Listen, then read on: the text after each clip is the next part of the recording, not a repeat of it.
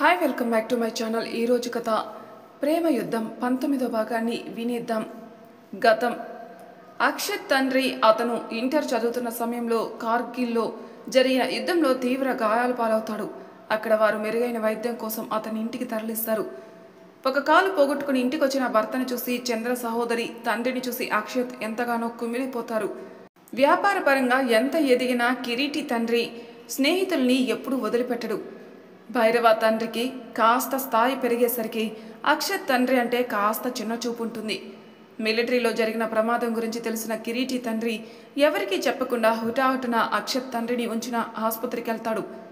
కిరీటి తండ్రి వెళ్లేసరికే చంద్ర సహోదరి గారు ఆమె తరపున కొందరు బంధువులు అక్షత్ ఆసుపత్రిలో ఉన్న కుర్చీల మీద కూర్చుని ఉంటారు. చంద్ర గారు కిరీటి తండ్రి తెలుసు కాబట్టి ఆయన రాగానే లేచి నిల్చుని ఆయన్ని చూస్తుంది. కిరీటి తండ్రికి కూడా చంద్ర పరిచయం అవ్వటం వల్ల దగ్గరికి వెళ్ళి ఎలా ఉందిరా వాడికి అంటారు. ఒక కాలు మొత్తం తీసేశారు బావగారు, ఆయన ఇక్కడి నుంచి ఒంటి కాలుతో అంటూ ఏడుస్తుంది చంద్ర. ఆమె మాటకి బాధగా కళ్ళు మూసుకుని ఇప్పుడు మిలిటరీకి తిరిగి వెళ్ళడం అసాధ్యం కదా అంటాడు కిరీటి తండ్రి. ఆయన మాటకి చంద్ర గారు కుర్చీలో కూలబడి ముఖం దూసిట్లు దాచుకుని ఏడుస్తుంది. అక్షత్కి అన్ని విషయాలు అర్థమవుతున్నా ఎవరితో ఏం మాట్లాడాలో అర్థం అవ్వక నిల్చుని ఉంటాడు. ఎప్పుడో ఒకసారి ఫోటోలో చూసిన అక్షత్ ఇప్పుడు కళ్ళ ముందు తన ఎత్తై కనిపిస్తుంటే దగ్గరికి తీసుకుని చంద్ర గారిని ఓదారిస్తే ఆ బాధతో ఇంకా కృంగిపోతారని అలానే వదిలేసి ఆమె వైపే చూస్తాడు కిరీటి తండ్రి. చంద్ర గారు కాసేపటికి కుదుటపడి డాక్టర్ పిలుపు కోసం ఎదురు చూస్తూ ఉంటారు. దాదాపు 5 గంటలు గడిచిన తర్వాత డాక్టర్ లోనికి రమ్మని పిలుస్తారు. ఆయన పిలుపుకి చంద్ర గారు ఆమె తరపు బంధువు కిరీటి తండ్రి అక్షత్ లోపలికి వెళ్తారు. డాక్టర్ వచ్చిన వాళ్ళని చూస్తూ ఆయనకి 6 నెలలుగా క్యాన్సర్ ఉందట కదా, మీలో ఎవరూ ఆపరేషన్ జరిగే సమయంలో ఎందుకు చెప్పలేదు అని ప్రశ్నిస్తాడు. చంద్ర గారు కిరీటి తండ్రి క్యాన్సర్ ఏంటి అంటారు ఒకేసారి. వీళ్ళకి కూడా విషయం తెలియదని ఆ ఒక్క ప్రశ్న చెప్తుంటే ఆయనకి 6 నెలలుగా క్యాన్సర్ ఉందండి, చెకప్ చేయించుకోకుండా మందులు వాడకుండా చలి ప్రాంతాల్లో ఉండడం వల్ల ఒంట్లో రోగ నిరోధక శక్తిని పెంచే కణాలు అన్నీ వాటి పని చేయడం ఆపాయి అంటూ వాళ్ళని చూస్తారు డాక్టర్. చంద్ర సహోదరికి ఏం చెప్పాలో అర్థం అవ్వక నేను ఆయన్ని కలవచ్చా సార్ అంటుంది. డాక్టర్ ఆమెను చూసి అంటూ తలూపి అక్కడి నుంచి పంపించి కిరీటి తండ్రితో ఆయన ఆరోగ్యం గురించి చెబుతుంటాడు. చంద్ర గారు నేరుగా అక్షత్ తండ్రి ఉన్న గదికి వెళ్ళి మెలకుగా ఉండి తను చూస్తున్న ఆయన్ని చూసి చిన్నగా చెంప మీద కొట్టి ఆయన చేతిని పిడికిట బంధించి కళ్ళకి పెట్టుకుని ఏడుస్తుంటుంది. ఆయనకి చంద్ర గారి బాధ అర్థమవుతుంటే చంద్ర అంటాడు, మాట్లాడుకు బావా, నేనంటే నీకు చాలా ఇష్టం అనుకున్నాను కానీ అంతా అబద్ధమని ఇప్పుడే తెలిసింది, నువ్వు నన్ను మోసం చేసావు అంటూ ఇంకా ఇంకా ఏడుస్తుంటుంది. ఆమె ఏడుపుకి బాధగా ఉన్నా నేను నీకు చెప్పే సమయం అక్కడ నాకు లేదు చంద్ర. సరిహద్దుల్లో ఉన్న మేము మా ప్రాణం కోసం పోరాడితే ఇక్కడ మీ ప్రాణాలు మిగలవు. రావణలంక అనే ఊరు నుంచి ఒక మంత్రి పుట్టుకొచ్చాడు. వాడు మన దేశంలో ఉంటూ మన దేశపు ఉప్పు తింటూ ధనం కోసం పక్క దేశాలకి కొమ్ము కాస్తున్నాడు. వాడిని పట్టుకొని బంధించుకుంటే దేశంలో ఉన్న ఎందరో అనాథ పిల్లలు కాలగర్భంలో కలిసిపోతారు అంటూ ఆవేశంగా చెప్తాడు. రావణలంక పేరు వినగానే లోపలికి వస్తున్న కిరీటి తండ్రి అక్కడే ఆగిపోతాడు. అక్షత్ తండ్రి కిరీటి తండ్రి ముఖంలో కనిపిస్తున్న కలవరపాటును చూసి అప్పుడు నిశ్శబ్దంగా ఉండి చంద్ర వైపే చూస్తాడు. చంద్ర ఆమె కన్నీళ్లు తుడుచుకుంటూ ఇక నుంచి నువ్వు మిలిటరీలో అధికారివి కాదు బావా అంటుంది బాధగా. దానికే ఎందుకు బాధపడుతున్నావు? నీ భర్త బ్రతుకున్నన్నాళ్ళు దేశం కోసం చేసే ఏ చిన్న పోరాటాన్ని వదలడు. అది సరిహద్దుల్లో ఉండే చేయాల్సిన అవసరం లేదు, నా నట్టింట్లో ఉండి కూడా చేయగలను అంటాడు అక్షత్ తండ్రి. నీకు ఈ దేశం పిచ్చేంట్రా? నీ ఆరోగ్యం పాడవుతూ ఇక్కడ ఉంది నీ కుటుంబం. ముందు వీళ్ళ గురించి ఆలోచించు. నీకేదైనా అయి చనిపోతే ఆడపిల్ల చంద్ర సహోదరి ఎలా ఉంటుంది? చిన్న పిల్లాడు అక్షత్ ఎలా ఉంటాడు? నిన్నటి నుంచి నీకేమైందో తెలియక ఎలా ఉన్నాడు చూడు అంటూ అక్షత్ వైపు చేపిస్తాడు కిరీటి తండ్రి. అక్షత్ తండ్రి అక్షత్ వైపు చూసి దగ్గరికి రమ్మన్నట్టుగా చేతులు చాచుతాడు. అక్షత్ తండ్రి చాచిన చేతి దగ్గరికి వెళ్ళి ఆయన చేతిలో ముఖం పెట్టి నాన్న అంటాడు. నాన్నని చూస్తే కోపం వస్తుందా అంటాడు అక్షత్ తండ్రి. అవును అన్నట్టు తలూపాడు. చంద్ర గారు అక్షత్ అలా అనచ్చా నాన్నని అంటూ కొంచెం కోపంగా చెప్తుంది. అక్షత్ తండ్రి చంద్ర వారి వైపు చూసి చంద్ర అంటాడు. ఆ పిలుపులోని ప్రేమకి చంద్ర సహోదరి గారు ఏం మాట్లాడలేక ఆగిపోతుంది. కిరీటి తండ్రి అక్షత్ దగ్గరకు వచ్చి, నాన్న మీద కోపం ఎందుకు అక్షత్ అంటాడు. శత్రువులు వచ్చి యుద్ధం చేస్తుంటే నాన్న ఒక్కరిని కూడా చంపకుండా వచ్చి ఇక్కడ ఆసుపత్రిలో పడుకున్నాడు కదా, నాకు నచ్చలేదు. శత్రువుకి కాలునిచ్చి వచ్చిన నాన్నని చూస్తుంటే నాకు చాలా కోపం వస్తుంది అంటాడు అక్షత్. అక్షత్ మాటకి కిరీటి తండ్రి చంద్ర గారు ఇద్దరు షాక్ అయి అతని వైపే చూస్తారు. నాన్నకి క్యాన్సర్ కదా అక్షత్, శత్రువులు కళ్ళ ముందుకు వచ్చేసరికి కళ్ళు బయర్లు కమ్మాయి అంటాడు అక్షత్ తండ్రి. క్యాన్సర్ ఉంటే ఏంటి నాన్న, నువ్వు సైనికుడివి, వాడి అడుగుల శబ్దం కూడా నీకు అవలీలుగా వినిపించాలి. మన పేరు వింటే దేశం వైపు చూడ్డానికి కూడా భయపడాలి. అలాంటిది నువ్వు క్యాన్సర్ పేరు చెప్పి ఇంత దూరం వచ్చావు.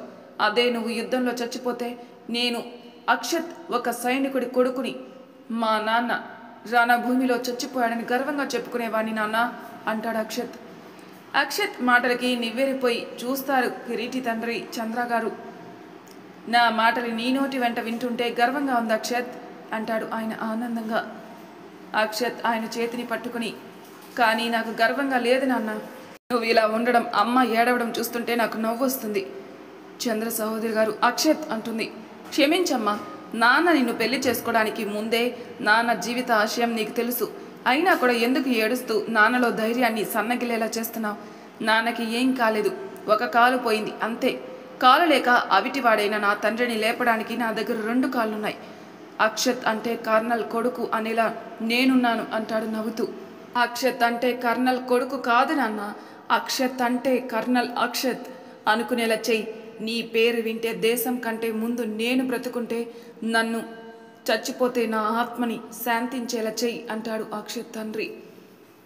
అక్షత్ నవ్వుతూ ఆయన చేతిలో ఉన్న తన చేతిని పిడికిలు బిగించి, నువ్వు ఆపిన ప్రతి పనికి ముగింపు నేనిస్తాను నాన్న, నాకు అమ్మ కూడా అండగా ఉంటుంది అంటాడు నవ్వుతూ. అక్షత్ అందమైన నవ్వు, ఆత్మస్థైర్యం చూసి చంద్ర సహోదరికి వంగిన భుజాలు గర్వంగా ముందుకు విరిచి, నీకు అమ్మగా నాకు ప్రేమ కరుణ ఉంటుంది అక్షత్, అందుకే చెప్తున్నాను, ఈ దేశపు పౌరురాలిగా నేను ఎప్పుడు నీకు నీ ఆశయాలకి అండగా ఉంటాను అంటుంది. కొడుకుని భార్యను చూసి ఇప్పుడు హాయిగా ఉంటుంది అక్షత్ తండ్రికి. నాన్న, నువ్వు అమ్మ మాట్లాడుకుంటుండండి, నేను అంకుల్ వెళ్ళి బిల్లు కట్టేసి వస్తాం అంటూ అక్కడి నుంచి కిరీటి తండ్రిని తీసుకుని బయటికి వెళ్తాడు అక్షత్. కిరీటి తండ్రి అక్షత్ వైపు ఆశ్చర్యంగా చూస్తూ ఉంటాడు. అంకుల్, ఎందుకు అలా చూస్తున్నారు అంటాడు అక్షత్. నిండా 18 సంవత్సరాలు లేవు నీకు, ఎన్ని అభ్యుదయ భావాలున్నాయి అక్షత్. మీ నాన్నని చూస్తున్నట్టే ఉంది నిన్ను చూస్తుంటే. మీ నాన్న కళ్ళలో మీకు ఏమీ చేయకపోయానే అనే బాధ, మీ అమ్మ కళ్ళలో అంతులేని దుఃఖం. నీ మాటలతో మాయ చేసి ఐసీయూలో ఉన్నవాడికి ఆ విషయం గుర్తుకు లేకుండా చేశావు అంటూ భుజం తడతాడు కిరీటి తండ్రి. అవి మా నాన్న మాటలు అంకుల్, అందుకే ఆయనకి చెప్పాను. మా అమ్మకి నేను నాన్నే లోకం, అలాంటిది నా చిన్నతనం చూస్తే నాన్నకి చేసిన శారీరక జబ్బు కంటే మానసికంగా అమ్మ కృంగిపోతుంది, అందుకే అమ్మ కోసం అన్ని మాటలు మాట్లాడాల్సి వచ్చింది అన్నాడు నవ్వుతూ. నేను చూస్తుంటే గంగ గుర్తుకొస్తుంది అక్షత్, తను నీలాని సమస్య వచ్చిందని కృంగిపోదు. నీకు కష్టం వస్తే అతి పెద్ద ఆయుధం నీ లక్ష్యం అయితే, గంగా దగ్గర ఉన్న అతి పెద్ద ఆయుధం ప్రేమ, ఓర్పు, సహనం అంటాడు కిరీటి తండ్రి. గంగా గంగా ఎవరు అంకుల్ అంటాడు అక్షత్. గంగా నా మేనకోడలు అక్షత్ అంటూ తన ఫోన్లో ఉన్న గంగోత్రి ఫోటో మొదటిసారి అక్షత్కి చూపిస్తాడు కిరీటి తండ్రి. ఎదురుగా బుజ్జిగా ముద్దుగా ఉన్న గంగోత్రి ఫోటో చూసి, ఇది ప్రేమ గంగ మాత్రమే కాదంకుల్, సహనం కోల్పోయిన నాడు భగీరథుడి తల మీద నాట్యం చేసే గంగోత్రి కూడా అంటూ బిల్ కౌంటర్ దగ్గరికి వచ్చేసరికి బిల్లు కడుతుంటాడు. కిరీటి తండ్రి అక్షత్ వైపు చూసి, సహనం కోల్పోయిన గంగోత్రిని తన జటాజుటంతో ముడివేసే కూడా ఆ భగీరథుడే అక్షత్. మా గంగమ్మ పుట్టుకే ఒక ప్రశ్న అనుకున్నాను, నాకు నువ్వు సమాధానంగా కనిపిస్తున్నావు. నాకు కోడలిగా అవ్వాలి అనుకున్న అదృష్టం నీ తల్లిదండ్రులకి వచ్చేలా ఉంది. ఒక చూపులో అంత ప్రేమ కురిపిస్తున్నావు అంటే తను నీ భార్య అయితే అనుకుంటాడు కిరీటి తండ్రి. భార్య అయితే అక్షత్ భార్య అయితే చాలు, తనకి అక్షత్ తప్ప వేరే ప్రపంచం కనిపించదు అనుకుంటాడు అక్షత్ గంగోత్రి ఫోటో గుర్తు చేసుకుని సిగ్గుపడుతూ. ఒక 10 రోజుల పాటు అక్షత్ తండ్రిని ఆసుపత్రిలోనే ఉంచి ఆయన తీసుకుని ఇంటికి వెళ్తారు. బావగారు, 10 రోజులుగా మీరు ఇక్కడే ఉంటున్నారు, ఇంటి దగ్గర పిల్లలు అక్క ఇబ్బంది పడతారేమో అంటూ ఆయన్ని చూస్తుంది చంద్ర. పర్లేదమ్మా, నా వ్యాపార వ్యవహారాలు చూసుకోవడానికి కిరీటి, భైరవ, రాఘవీలు ఉన్నారు, ఇల్లును చూసుకోవడానికి గంగా ఉంది అంటాడు కిరీటి తండ్రి నవ్వుతూ. అదేంట్రా, పనమ్మ ఇంటిని చూసుకోవడం ఏంటి అంత చిన్న పిల్లలు వ్యాపారాలు చూసుకోవడం ఏంటి అంటాడు అక్షత్ తండ్రి. మొదటి విషయం, గంగ పనమ్మాయి కాదు, నా మేనకోడలు అంటాడు కిరీటి తండ్రి. నీ మేనకోడలేంటి అని కాసేపు ఆగి, రే తను మురుగేష్ కూతురా అంటాడు అక్షత్ తండ్రి. ఆ మాటకి అక్షత్ తండ్రి, చంద్ర సహోదర్ ఇద్దరు షాక్ అయి కిరీటి తండ్రి వైపే చూస్తూ, తను మీ మేనకోడలు అనే కదా మొదటి రోజు నాకు చెప్పారు అంటూ వస్తాడు అక్షత్. అక్షత్ మాటకి తల వంచి అక్షత్ తండ్రిని చూస్తూ, నీ దగ్గర చాలా ముఖ్యమైన విషయాలు దాచాన్రా అంటాడు కిరీటి తండ్రి. బాధపడుతున్న కిరీటి తండ్రిని దగ్గరికి పిలిచి, చంద్ర మంచినీళ్ళు తీసుకొనిరా అని అతని పంపించి, అక్షత్ గుమ్మం తలుపులు మూసేసి గడి పెట్టరా అంటాడు అక్షత్ తండ్రి. చంద్ర అక్షత్ వెళ్ళి వాళ్ళ పనులు చేస్తారు. కిరీటి తండ్రి వెళ్ళి అక్షత్ తండ్రి ఎదురుగా ఉన్న కుర్చీలో కూర్చుంటాడు. ఇప్పుడు చెప్పురా, ఏమైంది? మురుగేష్ కూతురు నీ దగ్గర ఉంటే వాడెక్కడున్నాడు? ఇన్ని రోజులు వాళ్ళ గురించి చెప్పకపోయేసరికి వాడు నన్ను మర్చిపోయాడు అనుకుని నేను కూడా ఆ విషయం మాట్లాడలేదు. అసలు వాడి కూతురు వాడి తల్లిదండ్రుల దగ్గర ఉండకుండా నీ ఇంట్లో ఎందుకుంది అంటాడు అక్షత్ తండ్రి. అక్షత్ తండ్రి పక్క మంచం మీద కూర్చుంటే చంద్ర గారు మంచినీళ్ళు ఇచ్చి మేడ మీద కూర్చుంటారు. కిరీటి తండ్రి ముగ్గురిని చూస్తూ, మురుగేష్ గంగ చిన్నపిల్లగా ఉన్నప్పుడే చచ్చిపోయాడురా అంటాడు బాధగా. ఆయన మాటకి రే అంటాడు అక్షత్ తండ్రి. అవునరా, మా చెల్లిని ప్రేమించిన వాడు ఇంటికి వెళ్ళి పెళ్లికి ఒప్పిస్తానన్నాడు కదా అంటాడు కిరీటి తండ్రి. అవును వెళ్ళాడు, కానీ నాకు అదే సమయంలో చంద్రతో ప్రేమ గొడవలు, పెళ్ళి, నాకు ఉద్యోగం అన్నీ చకచకా జరిగిపోవటం వల్ల అక్షత్ పుట్టిన తర్వాత 10 సంవత్సరాల వరకు మీకు కనీసం ఉత్తరం రాసేవాడిని కూడా కాదు అంటాడు అక్షత్ తండ్రి. ఆ సమయంలో చాలా జరిగాయిరా. మా చెల్లిని ఇంట్లో వాళ్ళకి చూయించి పెళ్లికి ఒప్పిస్తానని తను తీసుకుని రావణలంకకు వెళ్ళాడు. రావణలంక ఏంట్రా అంటాడు అక్షత్ తండ్రి. రావణలంకలో ఉన్న కోట ఉంది కదరా అని ఏదో చెప్పబోతుంటే, కొంపదీసి ఆ కోట అధిపతి చిన్న కొడుకు మురుగేష్ కాదు కదా వీడు అంటాడు అక్షత్ తండ్రి ఒకలాంటి షాక్లో అడిగి. కిరీటి తండ్రి ఆయన వైపు చూడడం చూసి, అంటే ఆస్తి కోసం చంపబడ్డ కోట చిన్నరాజు మురుగేష్ అంటూ కన్నీళ్లు పెట్టుకుంటాడు. ఆయన కన్నీళ్లను చూసి అక్షత్ నాన్న అంటూ చంద్రగారు బావా అంటూ పైకి లేస్తారు. అక్షత్ తండ్రి తన చేతిని చూయించి ఆగమని చెప్పి, స్నేహితుడు కదా బాధగా ఉంది అంటాడు. అక్షత్ కిరీటి తండ్రి వైపు చూసి, అంటే గంగ చాలా ఆస్తున్న అమ్మాయా అంటాడు. అవును నాన్న అంటూ కిరీటి తండ్రి ఏడుస్తూ, రే వాళ్ళు నన్ను కూడా చంపేస్తారా, నేను చచ్చిపోయినా బాధ లేదు, కానీ నన్ను చంపేసిన తర్వాత నా చెల్లి కూతురు అన్యాయం అవుతుంది. తను పుట్టగానే నా చెల్లిని చంపిందని పుకార్లు పుట్టించి ఆ పిల్లని నష్టజాతకురాలను చేశారా. దానికి తోడు నా భార్య కూడా అవే మాటలు విని ఆ పిల్లని పని మనిషిని చేసేశారు. తను బయట ఉంటే తనకు ప్రమాదం రా, ఆ పిల్లని తీసుకెళ్ళి ఆ భైరవేంద్ర రావణ్కి కట్టబెట్టి బానిసను చేస్తారు అంటూ ఏడుస్తుంటాడు. అక్షత్ తండ్రి చంద్ర సహోదరి ఇద్దరు కిరీటి తండ్రి భుజం మీద చేయి వేస్తారు. కిరీటి తండ్రి ఇద్దరు చేతులు పట్టుకుని, నా మేనకోడల్ని మీ ఇంటి కోడల్ని చేసుకుంటారా అని ఆశగా అడుగుతాడు. ఆయన మాటకి వెనక్కి వెళ్తున్న చంద్ర సహోదరి చేతులు తన చేతుల్లో పట్టుకుని నవ్వుతూ ముగ్గురు చేతుల్ని కలుపుతాడు అక్షత్. అక్షత్ నిర్ణయం వాళ్ళకి తెలుస్తుంటే, వాళ్ళు ప్రమాదం అంటున్నారు అక్షత్, నాకు ఇష్టం లేదు అంటుంది చంద్ర. నీకు చెప్పేటంతటి వయసు కాదు నాది. పవిత్రమైన న్యాయస్థానానికి వెళ్ళే నువ్వు ఆడపిల్లకి అన్యాయం చేయకుండా పర్లేదు, కానీ అండగా ఉండమ్మా. నేను నీ కడుపులో పుట్టాను, నువ్వు కాదనువు అనే నమ్మకంతో 10 రోజుల ముందే గంగకి నా మనసులో స్థానం ఇచ్చాను. నా గుండెల్లో నువ్వు నాన్న ఎలా ఉన్నారో ఇప్పుడు గంగ కూడా అలానే ఉంది. ప్రమాదం ఉందని నిన్ను నాన్నని ఎలా వదలనో గంగను కూడా అలానే వదలను అంటాడు స్థిరంగా. అక్షత్ తండ్రికి తన కొడుకును చూసి అనుక్షణం గర్వంగానే ఉంటుంది. కిరీటి తండ్రికి చెప్పలేని సంతోషం వేస్తుంటే లేచి అక్షత్ని హత్తుకొని ఒక 2 నిమిషాల పాటు అలానే ఉంటాడు. చంద్ర, ఆ అమ్మాయి ఆ కోటకి యువరాణి అయితే కొన్ని వేల మంది అనాథ పిల్లలు కనుమరుగయ్యే ప్రమాదం ఉంది. అదే నా కొడుకు మనస్సు కోటకి యువరాణి అయితే తను సుఖంగా ఉంటూ తన వాళ్ళకి సంతోషాన్ని ఇస్తుంది అంటాడు అక్షత్ తండ్రి. కోటకి యువరాణి అయితే అనాథ పిల్లలు కనుమరుగయ్యే ప్రమాదం ఏంటండి? ఇందాకటి నుంచి మీరు చెప్పేది అర్థం అవ్వక నాకు తల పగిలిపోతుంది. నాకున్న ఏకైక అనుమానం, భైరవేంద్ర రావణ్ అనేవాడిని పెళ్లి చేసుకుంటే తను ఎలా ఆ కోటకి యువరాణి అవుతుంది? తను మురుగేష్ అన్నయ్య కూతురుగా ఉంటే ఆ కోటకి యువరాణి అవుతుంది కదా. అంటే ఆ రావణ కోటకి అధిపతి అవ్వాలి అంటే అది కేవలం గంగ భర్తకే సాధ్యమా అంటుంది. సబాష్ వకీలువి, అనిపించుకున్నావు అంటూ మెచ్చుకోలుగా నవ్వుతాడు కిరీటి తండ్రి. ఆయన వైపు చూసి, బావగారు, నా కొడుకు చిన్నవాడు అయినా తెలివిగలవాడు.